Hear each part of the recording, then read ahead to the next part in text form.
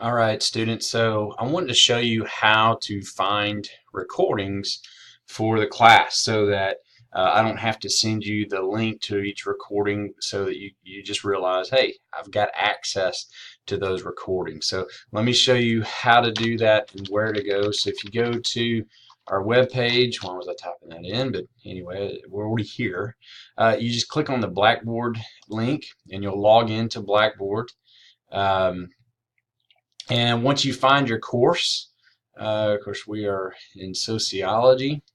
Going to click on that course, and of course, this is your entry where you see all your info for the class.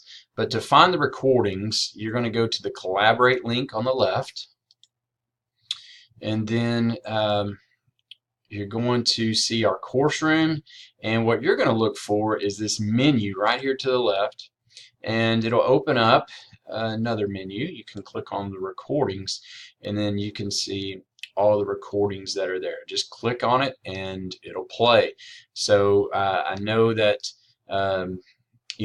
for Livingston, you guys need to go back and watch the class on the 5th. For St. Augustine, you guys need to watch the class for the 6th.